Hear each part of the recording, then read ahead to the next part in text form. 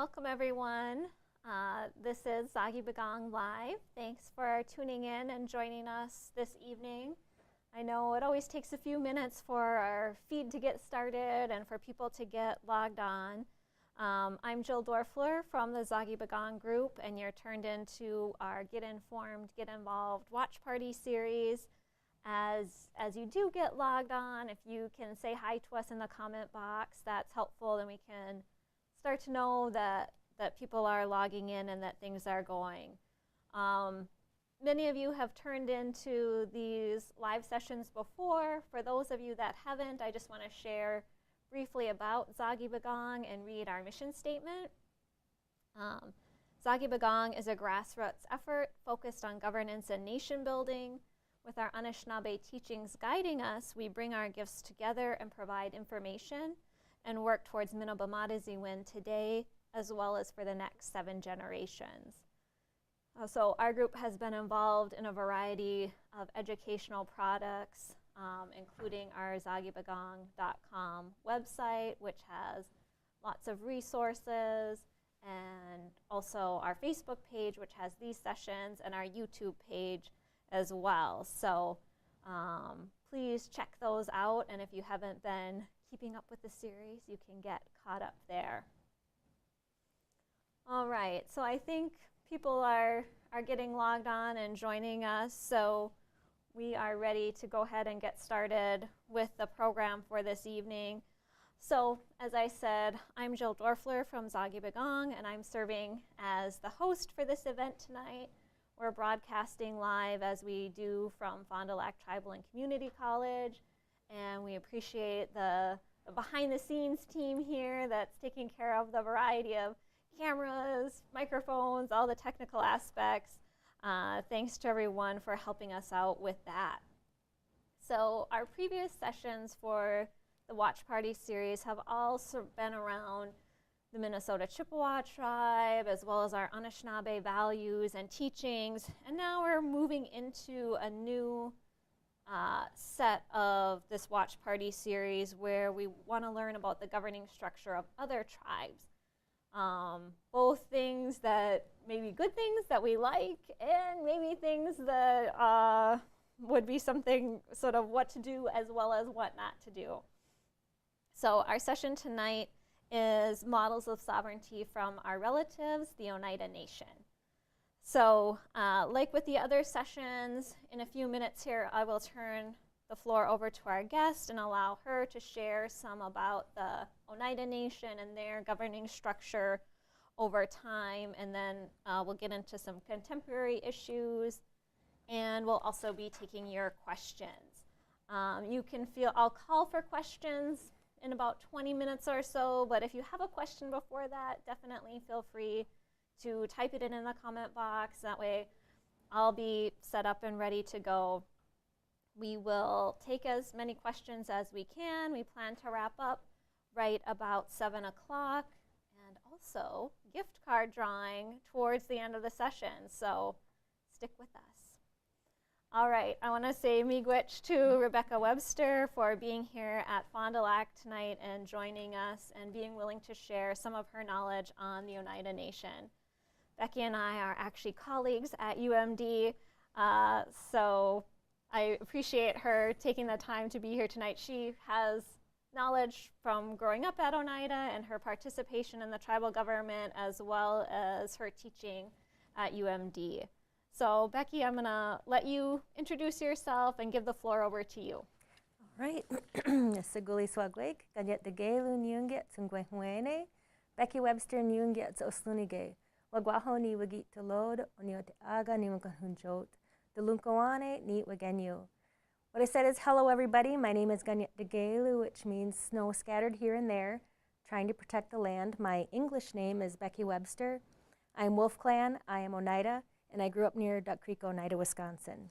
So, as Jill mentioned, I served my tribe as an attorney for 13 years before joining the faculty at UMD, and in doing so, I did a lot of tribal government work. So what we're going to be talking about today is what I'm familiar with Oneida history of our government. And it was interesting, as I was preparing for this, I thought, since I did so much work in tribal government and how our government worked and the history of how it came to be, that I was pretty well versed in it. But then when I did some more research, I found there were things that I really wasn't aware of, which is exciting and kind of scary because there's probably other things out there that we don't know about. So in doing so, I had come across this document that was used actually in a litigation with the tribe, written by our former area manager for the Cultural Heritage Department, Dr. Carol Cornelius. And she is laying out the framework of the history of our tribal government to try to demonstrate to the court that we have had a continuous form of government since before contact, which, as we know, throughout the United States, most of us tribes did. But like other tribes too, our governments has changed over time, being it more traditional governance to more modern governance and maybe back again. So it's a really interesting story that all of our governments have. So within the Oneida government, there are generally 6 relevant eras. And that first era is the pre-contact. A lot of people are familiar with the Iroquois Confederacy. We call ourselves Haudenosaunee, that's people of the Longhouse. So we had the Seneca, Cayuga, Onondaga, Oneida, and the Mohawk, and later on the Tuscarora, who joined the Confederacy to end war. It's the basic message there, and our governing structure was peace, power, and righteousness.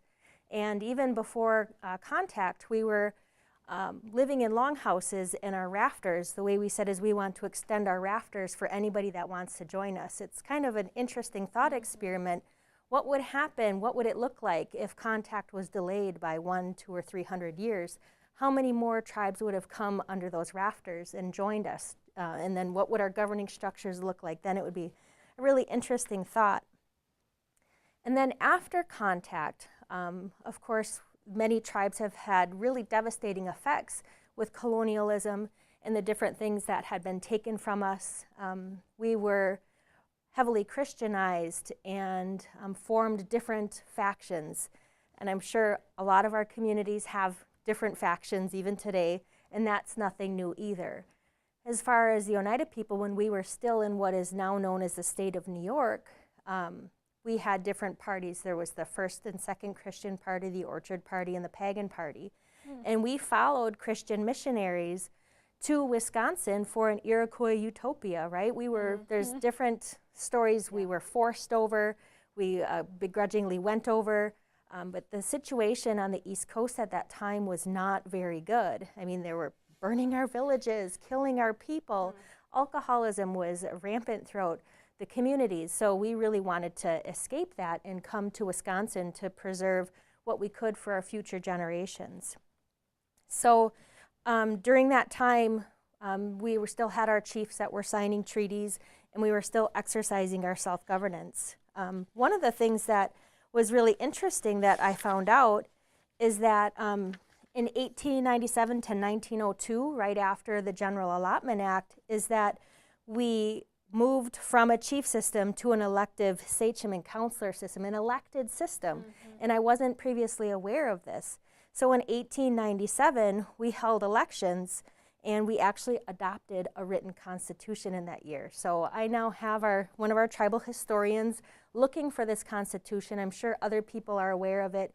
We have drafts of earlier constitutions, but this is something that we are rediscovering over time, things that have been lost to us, but we are just now learning about and need to share that with people, because people are assuming, especially local governments who are not really excited about tribal governance, are trying to say that we didn't exist. Yeah, so, and that's an early constitution. Yeah. To have, many, we're familiar with the Indian Reorganization Act and the Minnesota Chippewa Tribe Constitution coming just 2 years after that act, and many constitutions coming at that time. But in the late 1800s is an early time. It'll be interesting to see and learn more about that. I'm really excited to see it. That's definitely for sure.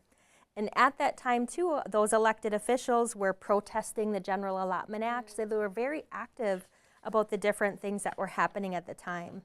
And then after that, in 1902 to 1925, so this is all still happening before the General Allotment Act, we now developed a business committee which is a form many of us are familiar with, but this is even before the Indian Reorganization Act.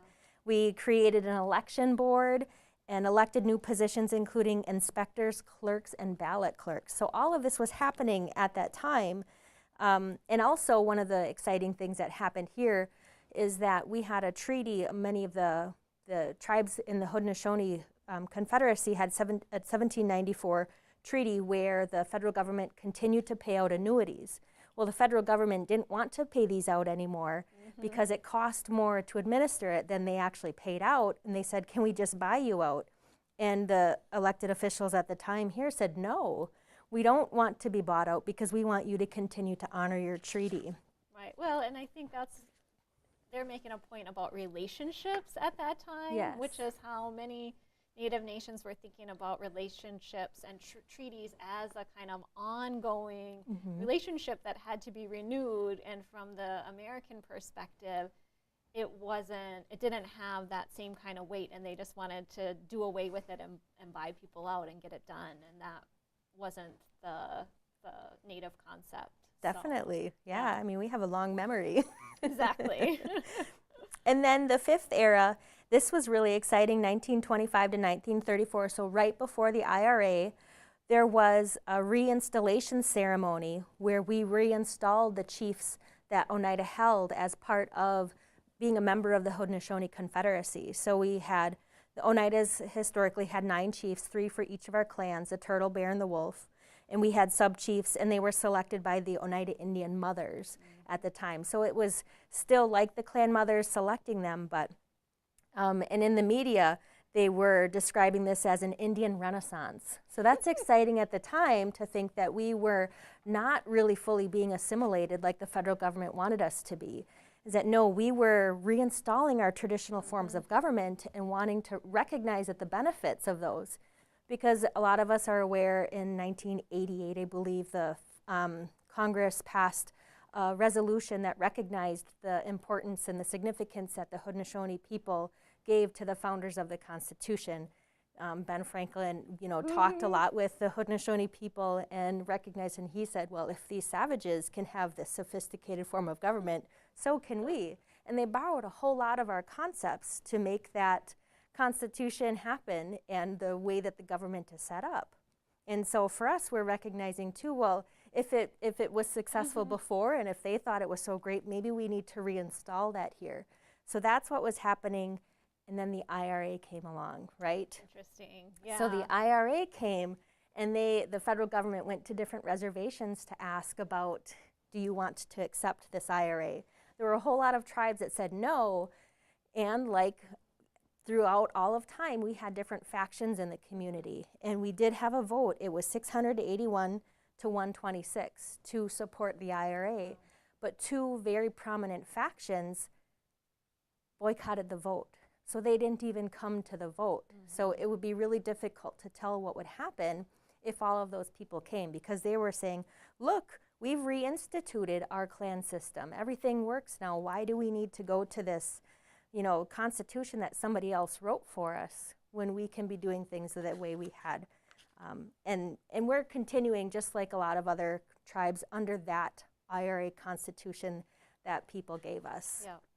So we did have some amendments in 2015. We had a series of 5 amendments.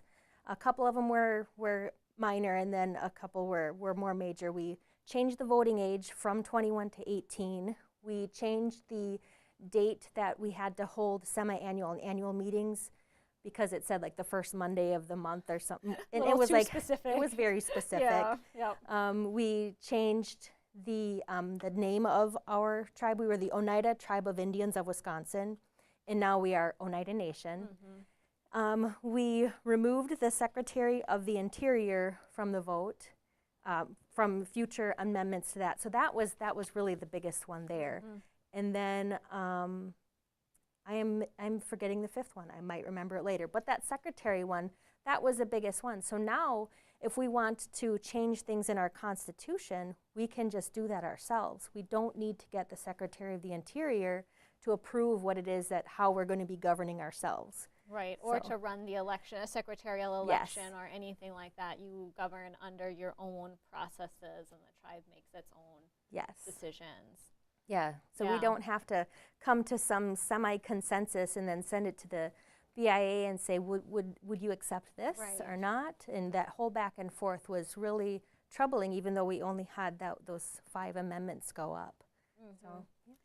And do you want to just say a little bit about how the governing body is comprised, how it's organized? Sure, that's the 5th one, Okay. the judiciary, yes. So we, previously, our Oneida Appeals Commission, we called them, was a government-created body. So it was by statute. It was originally by a resolution. Yeah.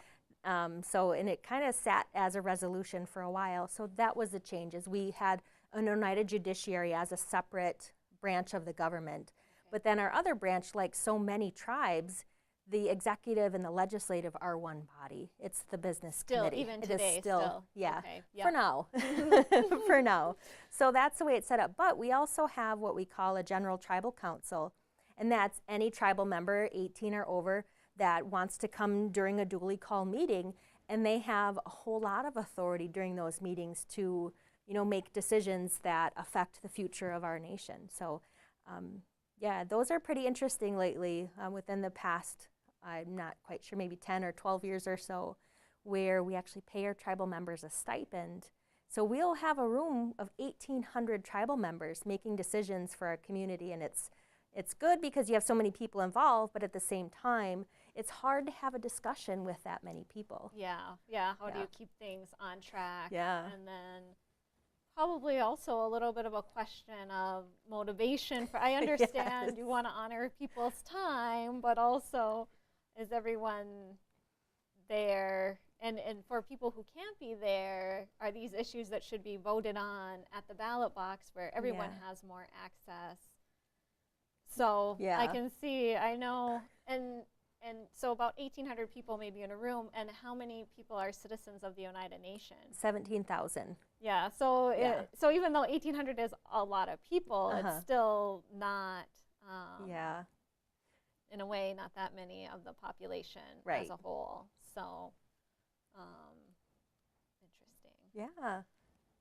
Excellent. Well, that's a nice summary of the Constitution. I see we have some questions already coming in, and I know there's a lot to talk about.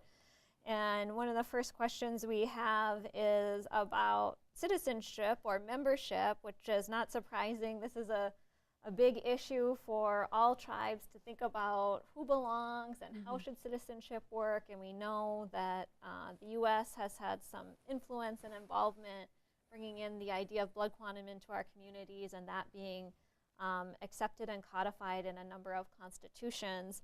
And so the question here is just, so I guess first you should let people know what the current requirement is. I think this person has an assumption. The question is, what is the Oneida tribe doing about the 1/4 blood rule?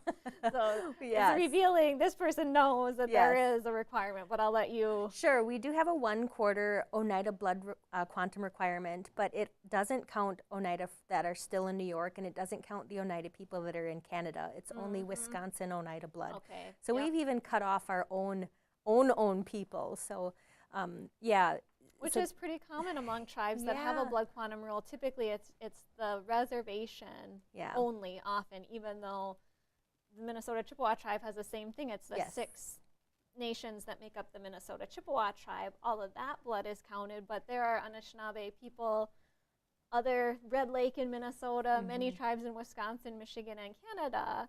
And so it's a similar situation where it's just very narrow definition. Yeah. So Oneida is having efforts to have the discussion. So of course we're not going to have any solutions probably anytime soon because this is a real serious issue.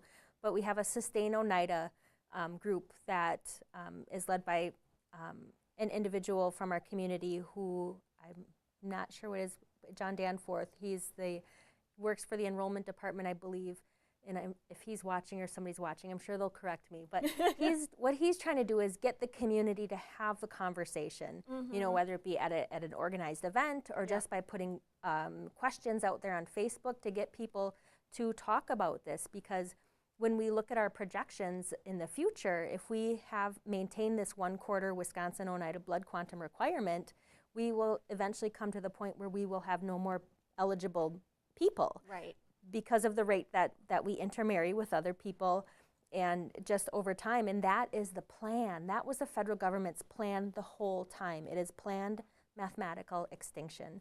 So we need to figure out an alternative. The question is, what is that alternative? Because there are so many other options to try to determine who belongs. Right, right. And I think the other thing about blood quantum is it's this process of racialization, which then undercuts our sovereignty. And I know you've written a little bit about that as well, and thinking about how citizenship or membership requirements, how potentially in some ways an expanded, a more inclusive form of citizenship actually allows a tribe a little bit more jurisdiction, authority, and sovereignty. And maybe you could speak on that a little bit. Sure. So like many of us who live on reservations that have non-members also living on the reservations, that we're sometimes and quite often the minority on our own reservation. But it's not that it's just non-Indians that are also on the reservation. It's that there are descendants there too, that have, by virtue of somebody else's idea of who belongs, are not counted anymore. So if we can try to expand our membership criteria to include our family members in that they then will have a voice, a stronger voice in our government. They can run for office, they can do these different things. And also, if you look at the jurisdictional landscape, in many cases, if you are a tribal citizen on your reservation, there are instances where the state and local governments no longer have jurisdiction over you. Instead, the tribe does. So by transferring an individual who's classified as a non-Indian to a tribal citizen, that grants more jurisdiction to the tribe and takes it away from those local governments. So you would be able to expand the ability of the tribe to govern over more people. Yeah, these are big conversations that take time, and people really have to think through. And I think about this myself, and one of the things I'll often say is a lot of times we want like a perfect solution in citizenship for any nation. We can look at the conversations in the United States right now about citizenship and who belongs, and it's a hard issue. And for us, for American Indian tribes, that layered because of colonialism, because of the influence that the U.S. government has had, it makes those conversations even more difficult in some ways. And yet, as you pointed out, if it's not addressed, it will ultimately achieve the goal that it was set out to achieve, which is to have nobody with the legal status and to have our nation sort of disappear. So that is something that is part of constitutional reform that a number of tribes have been thinking about. And I know we have some questions coming in here. Please join us if you have questions or comments about the Oneida Nation or sort of tribal constitutional reform in general. I see a question here. I'm not quite sure if you have the answer to this. I think it depends on the Constitution. But the question is, if somebody has an objection to their tribe's constitution, can they go to the Department of the Interior with their objection? Sure can, and it's happened. So right now, the way it is if the Secretary of the Interior has to approve your constitutional amendments, they also stay involved in any appeals of those amendments. And in Oneida, our 2015 amendments that we had, we did have an individual tribal member appeal those, but thankfully we were able to prove that we conducted the election in a sound way and it was fair, and we gave everybody the opportunity to participate in there, and our amendments were eventually upheld through that process. So yeah, an individual does have the right to appeal that process if they're unsatisfied with it. But now, if we have amendments in the future, if an individual is not satisfied with them, they'll still have a forum it will be through our constitutionally created judiciary.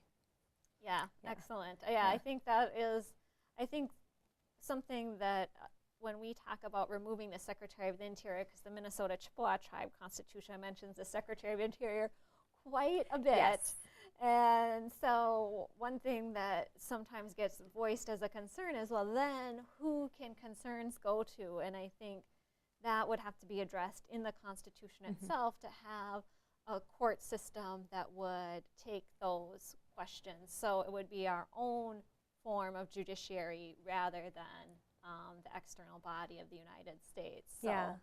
And then people have expressed concern, well, who's going to watch us? Who's going to, make sure that we're doing things okay? And it's like, we don't need anybody to tell us we're doing things okay.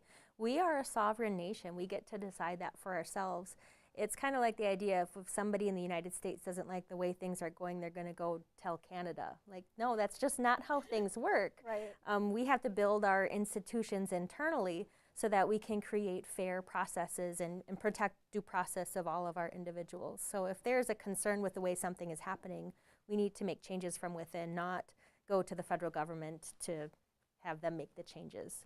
So. Right. Well, and I think that if we think historically, has the U.S. really ever helped out American Indian nations? It would be hard-pressed to find some good examples of that. Yeah. And so while it can be a little bit challenging to think about, we can do this ourselves, it's also really empowering. It's partly a responsibility then for people to participate in the governing process, and if something is going wrong, be active and engaged and involved. And so there will always be conflicts and change, and any culture, any government goes through periods of change, and oftentimes that's very good. Yeah. It shows a healthy, thriving body of people who are engaged and who are changing things so that it reflects the needs of the current time period, because things are always changing. Yes. So, yes. I'll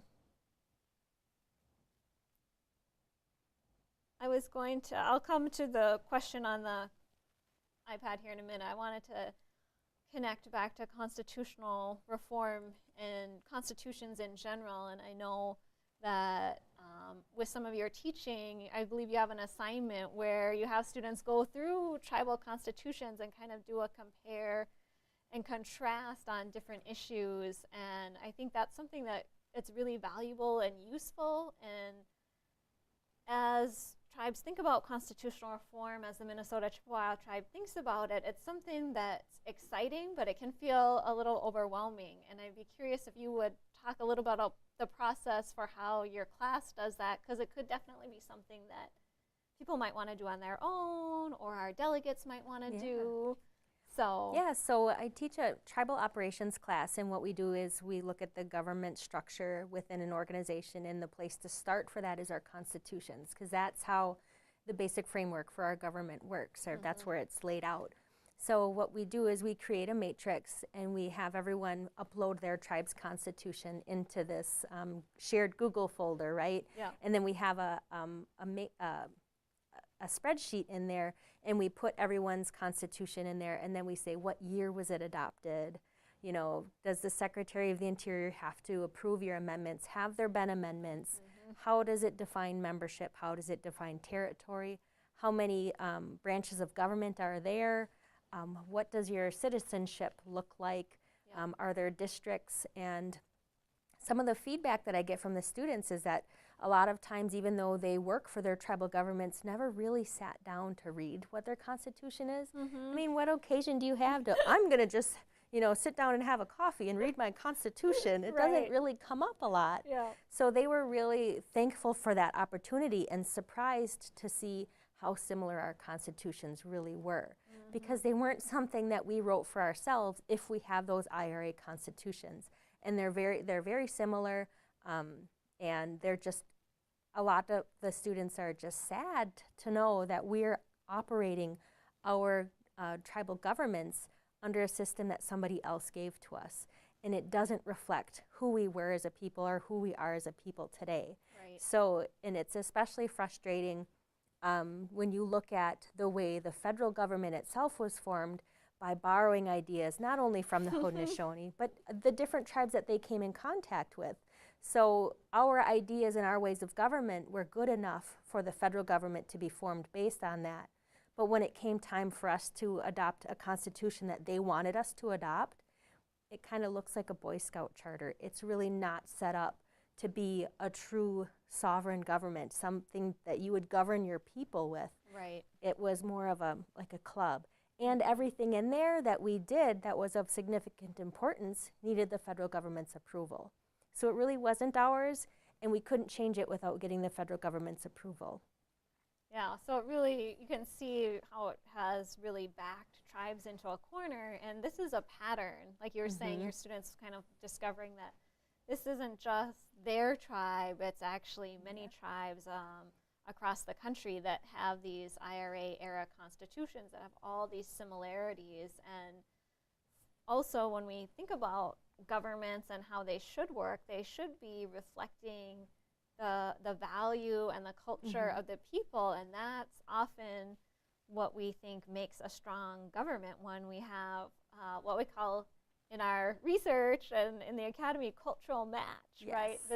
Those of you out there that are rebuilders know about cultural match, or that have had American Indian Studies classes know that that's a term that we use to say that cultural values and belief systems are embedded within governing structures. We want our governance to reflect and enact who we are. And so that's something that we don't get with the IRA era constitutions, because they're more orientated as a business kind of model, or as you said, toward a club or organization. That's where we see some of the language in these documents, even the language of membership, right? You're a member of a club, whereas typically with a nation, you're a citizen. And so there's little clues like that in constitutions that help us ascertain what the purpose and meaning is that's just there sort of beneath the surface. And the preamble too. Most of our preambles reference Almighty God. Like, really? Do you think that was our idea? Probably not. Probably not. Yes. A little sort of technical question. When you have constitutional amendments, did you have absentee voting in that election?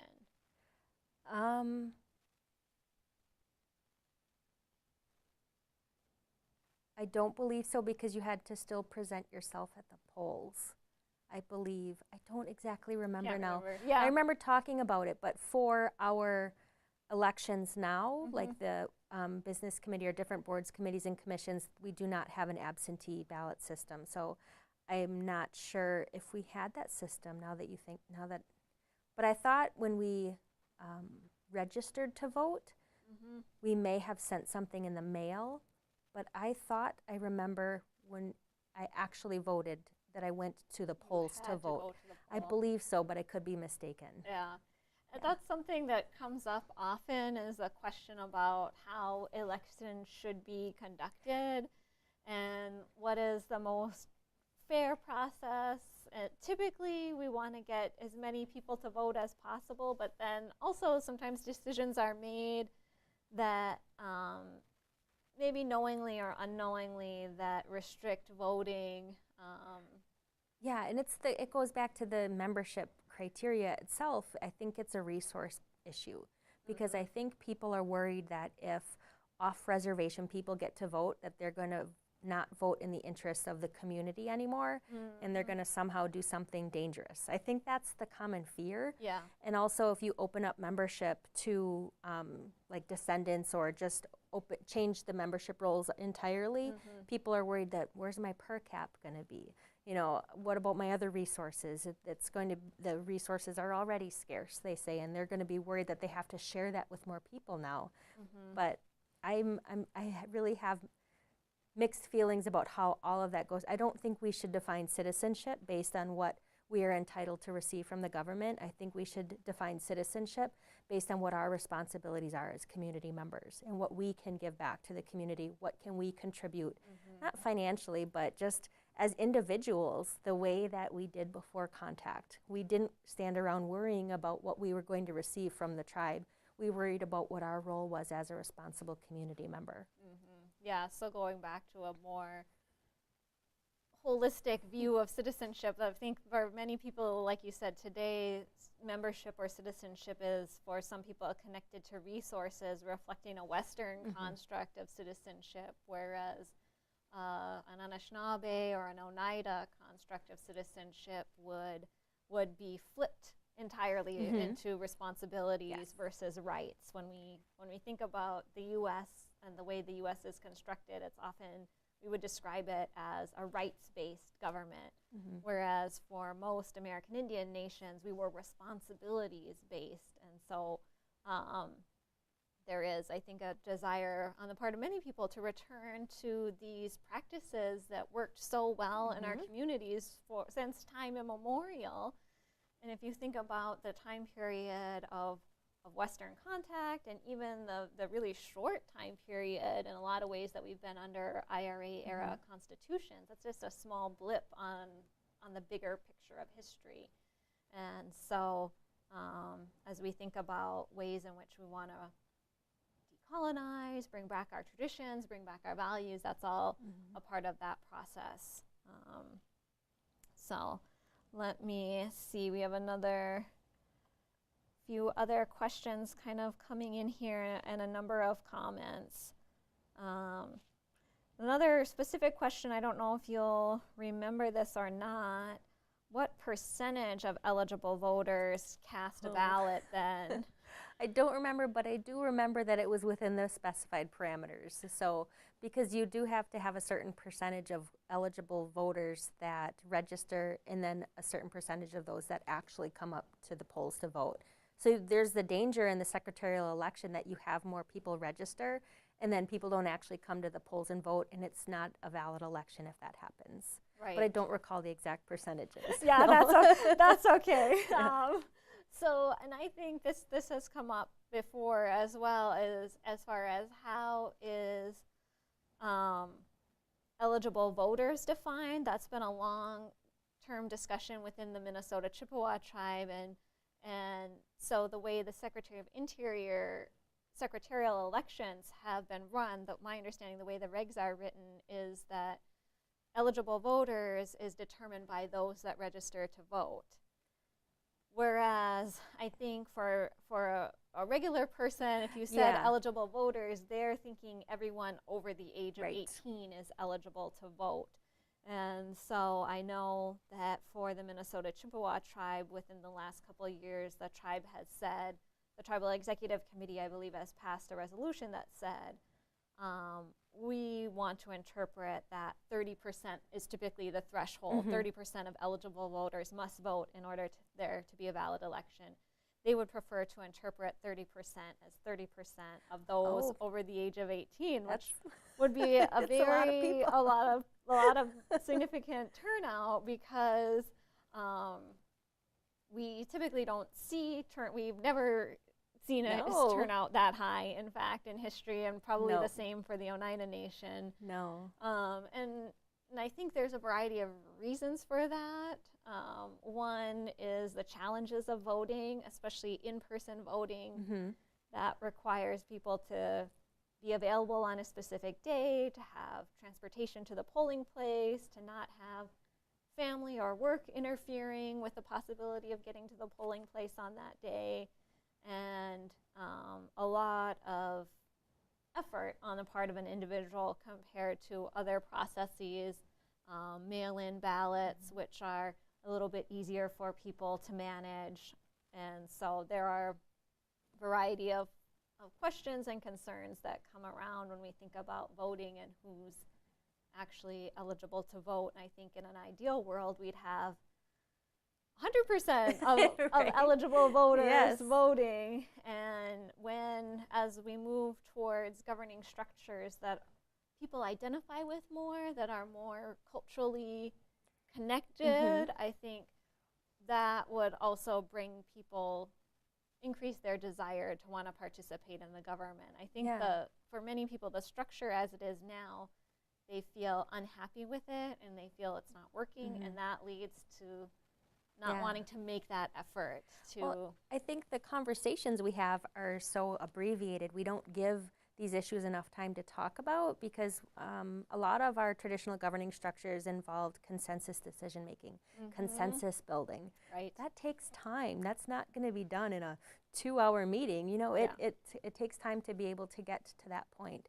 And especially if we're going to be talking about issues such as constitutional reform, you're going to need to do some serious consensus building there. You might not get everybody on board, but hopefully in those cases you'll get people more informed about what the potential options are, and you might be able to start to get a feel for what the community wants to see in future constitutional amendments.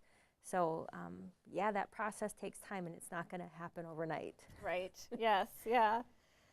Kind of a question here just on your personal opinion. There's been a lot of discussion within the Minnesota Chippewa tribe. There was a constitutional amendment a number of years ago that said people who've been convicted of a felony in the U.S. Court system or theft from a tribe can't run for elected office. And there's a variety of opinions on that issue. I don't know if you feel like you would like to share your opinion or... I can tell you what we do. Sure. Is we have those similar prohibitions. We don't for our business committee because their qualifications are outlined in the Constitution, but all of the other qualifications are in our ordinances and our laws. But we also have a pardon and forgiveness law where you can come to the council with reasons why you think you should be pardoned for this, and that pardon applies for employment and elected positions. So it's a way to have your own people determine whether or not that you should still carry this conviction around with you, or whether or not we think that you should move forward. And in most cases, it's somebody else's government conviction anyway. So it's not our own way of determining justice, which is a whole nother conversation. That's another session. Yes. So do those requests go before the Oneida judiciary, or do you remember who hears those? From what I recall, I thought they went to our business committee, but it may be different now.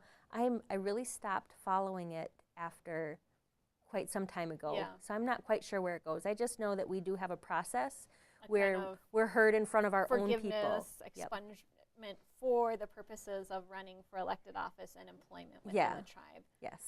And do you want to say a little bit about what the qualifications are to be in office at Oneida? Sure. For the business committee, our reservation is straddled over 2 counties, so you just have to be a resident of one of those 2 counties, and you have to be 18.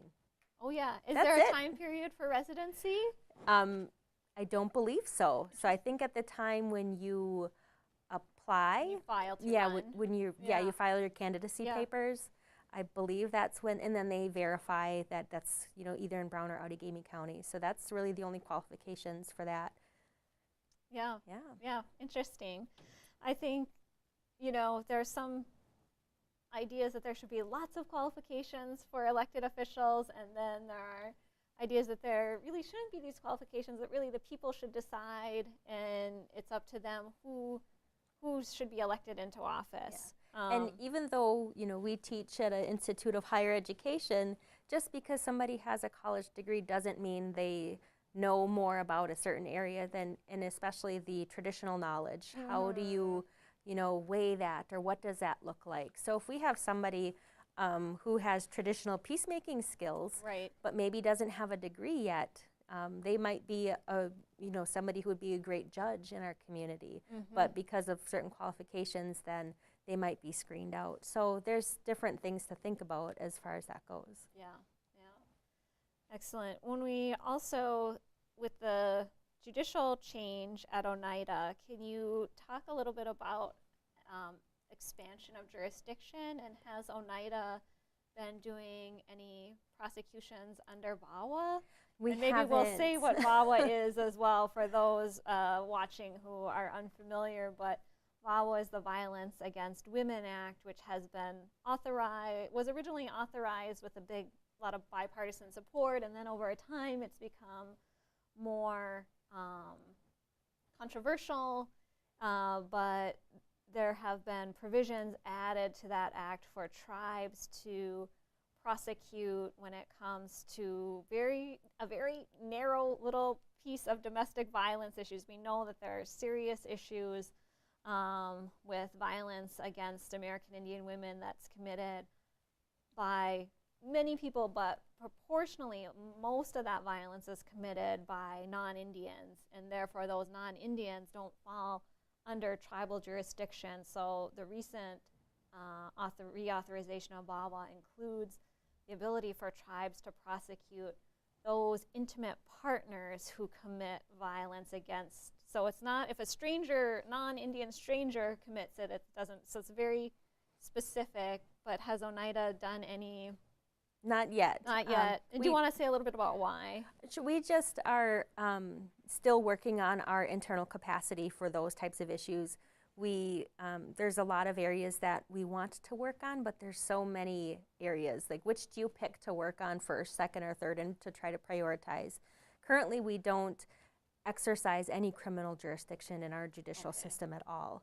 And I'm not sure if that's something that they want to move to. I know we've talked about a traffic court, possibly, but then no, we don't want to do that because there are so many other areas for us to work on. That would be possibly a priority over traffic violations. I can imagine that. And our police officers are deputized by both the counties that the reservation sits on, and we're also authorized under state law to enforce state ordinances. So our police officers are, citing tribal members for traffic violations. It's just that those tickets go to, the municipalities that they're in or the counties that they're in or what have you. And we've looked at that a number of times. And it would be more expensive to set up a system because you need a prosecutor, you need lots of stuff to put in place that we're just not ready for yet. Right. And I think that is for many tribes who in some ways would like to have criminal prosecution, it's the cost. Yes. And then the question for the community, for the tribe is how do we want to invest our resources and what is the best use of our resources and what are the priorities. Yeah. And so that's something definitely for many tribes, things that they're already thinking about. As far as the Oneida, back to the Oneida citizenship requirements, you mentioned the 1/4 Oneida Nation, Wisconsin blood is the requirement. Is there anything beyond that? No, and then there's a little bit of I don't think it's a controversy, but people keep bringing it up.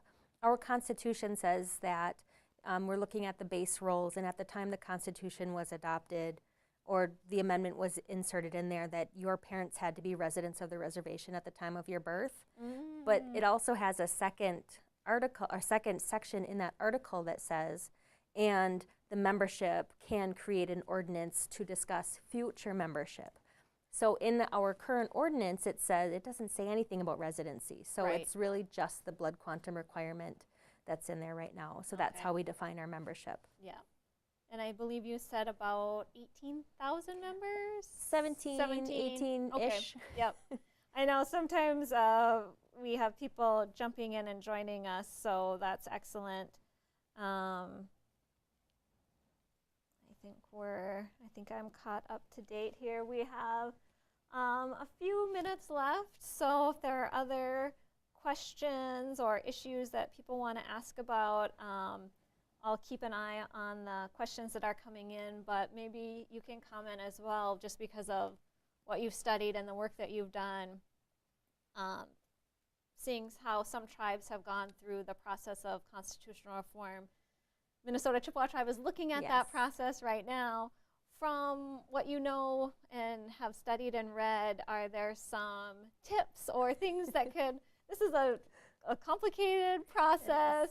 But what are some things maybe that have worked with other tribes or that might set the process up for success that you would feel like sharing with us? Sure. So again, as an outsider looking in, one of the things I would suggest is just to not try to fix everything in your constitution right away. I would recommend to, take some things that maybe are real pressing issues, perhaps, and if they're minor changes, to go for it. But the primary thing is to get the secretary out.